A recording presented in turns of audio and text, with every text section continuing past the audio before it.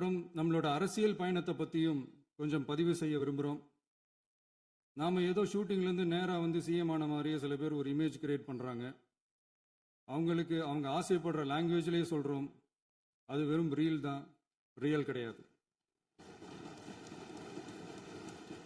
ஒரு சாதாரண நடிகனாக தான் நம்ம கெரியர் தொடங்குச்சு. அப்புறம் அப்படியே சின்சியராக உழைச்சி மேலே வந்தோம். நம்ம கெரியரில் நாம் மேலே வந்ததுக்கு இந்த விஜய் ஒருத்தன் மட்டுமே காரணம் இல்லை, அவனோட உழைப்பு மட்டுமே காரணம் இல்லை.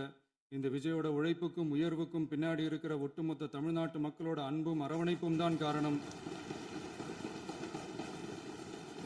ஒவ்வொரு வீட்டில் இருக்க ஒவ்வொருத்தரும் நம்மளை அவங்க வீட்டில் ஒருத்தனாக ஏற்றுக்கிட்டது தான் நமக்கு கடவுளும் மக்களும் தந்த மிகப்பெரிய வரம். அதுக்காகவே கடவுளுக்கு சமமான நம்மளோட சொந்தங்களான தமிழக மக்கள் அனைவருக்கும் மீண்டும் மீண்டும் நன்றி. இப்படி நம்மளை தாயன்போடு அள்ளி அரவணைச்ச தமிழ்நாட்டு மக்களுக்கு நாம் எப்படியெல்லாம் துணையாக இருந்தோம், எப்படியெல்லாம் மக்களோட மக்களாக இருந்தோம்னு சொல்கிறேன். 1990ஸ்லேயே ரசிகர் மன்றமாக இருந்தப்பவே மக்களுக்கு துணையாக நிற்க ஆரம்பித்தோம். அதுக்கப்புறம் நற்படி மன்றமாக.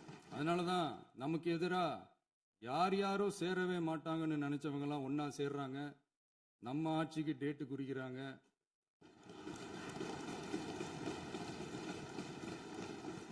சரி, அவங்கள நம்ம மக்களே பார்த்துப்பாங்க, அது விடுங்க. நாம் ஆட்சிக்கு வந்து சரியா 40 நாள் ஆகுது. அதுக்குள்ளே என்ன செஞ்சீங்கன்னு கேட்குறாங்க. ஒரு லிஸ்ட்டு ஒன்று சொல்கிறேன் கேளுங்க. பெண்கள் பாதுகாப்புக்காக சிங்கப்பெண் சிறப்பு படை, 200 யூனிட் வரை கட்டணமில்லா மின்சாரம், போதைப் பொருள் ஒழிப்புக்காக தனிப்படை, குறுவை நெல் சாகுபடியை ஊக்குவிப்பதற்காக 134.83 கோடி சிறப்பு தொகுப்பு திட்டம், வழிபாட்டு தலம், ஸ்கூல், பஸ் ஸ்டாண்டுன்னு அதுக்கு பக்கத்தில் இருக்கிற 717 மதுபான கடைகள் மூடப்பட்டன. அங்கே வேலையில் இருந்தவர்களுக்கு வேறு கடைகளில் வேலை, கவனிக்கப்படாமல் விடப்பட்ட அம்மா உணவகங்கள் புதுப்பிக்கப்பட்டன. பத்திரப்பதிவு துறையில் பகல் கொள்ளைக்கு ஃபுல் ஸ்டாப் வைக்கப்பட்டுள்ளது. வருகையில்லா ஆவண பதிவு முறை கொண்டு வர உத்தேசிக்கப்பட்ட செயல்பாட்டில் உள்ளது.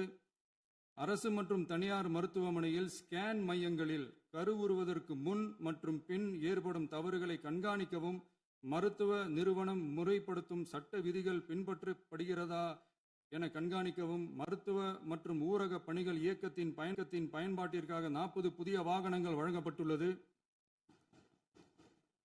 கூட்டுறவு வங்கியின் ஏழை எளிய மக்கள் வாங்கிய கடனுக்கு முதல் முத்தாய்ப்பாக ரூபாய் 2045 கோடி தள்ளுபடி வழங்கி ஆணையிடப்பட்டுள்ளது. ஒன்றிய அரசிடம் கேட்டுக்கொண்டதற்கிணங்க கடந்த 2 வருடமாக நிறுத்தி வைக்கப்பட்ட இருந்த ஜல் ஜீவன் மிஷன் திட்டம் புதுப்பிக்கப்பட்டு ஜல் ஜீவன் மிஷன் திட்டம் 2.0 நடைமுறைக்கு கொண்டு வரப்பட்டுள்ளது. செஞ்சுக்கிட்டு அதுலேருந்து தப்பிக்கிறதுக்கு பேர் தான் நிர்வாகத்திறன் அப்படின்னு சொன்னால், அப்படிப்பட்ட ஒரு ஊழல் செய்கிற நிர்வாகத்திறனை நம்ம அரசு ஒரு நாளும் செய்யாது. பெட்டியாக பணத்தை வச்சுக்கிட்டு, பெட்டியை வச்சு எல்லாம் செஞ்சுக்கிட்டு, போதைப் பொருள் பாதுகாவல் கழக மாடல் அரசாங்கம் செஞ்ச ஒவ்வொரு ஊழலாக வெளியில் வந்துக்கிட்டு இருக்கு. டாஸ்மாகில் என்னப்பா அது பேரு, பார்ட்டி ஃபண்ட் கட்சி நிதி அப்படின்ற பேரில் அடித்த கொள்ளையெல்லாம் ஒன்றா இப்போ கவர்மெண்ட்டோட கஜானாவுக்குள்ளே கொண்டு சேர்த்துக்கிட்டே இருக்கிறோம்.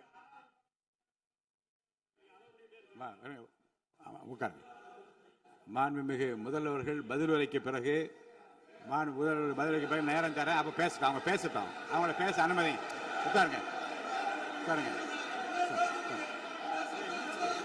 அதனால மக்களால் நிராகரிக்கப்பட்டு நேர்மையாக தான் இருப்போம், நியாயமாக தான் இருப்போம் அப்படின்னு சொல்றவங்களால மட்டும்தான் கூட்டணி ஆட்சி அமைக்க முன்வரும்.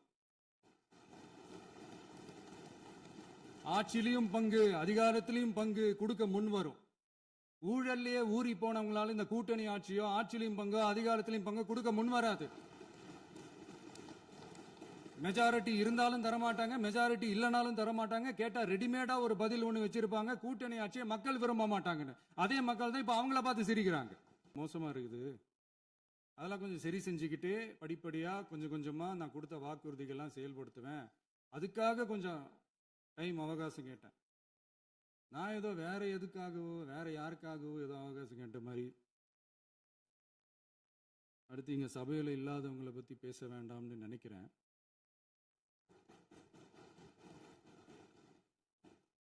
ஏன் நம்மளை பத்தி அவதூறு பரப்புறதோட மட்டும் இல்லாம இப்ப நம்ம மக்கள் மேலேயும் அவதூறு பரப்ப ஆரம்பிச்சிட்டாங்க. மக்கள் நமக்கு ஓட்டு போட்டது தப்பாம், குடும்பம் குடும்பமா நமக்கு ஆதரிச்சது தப்பாம். இது இப்ப இல்ல, நான் சொல்றது எம்ஜிஆர் அவர்கள் காலத்திலிருந்தே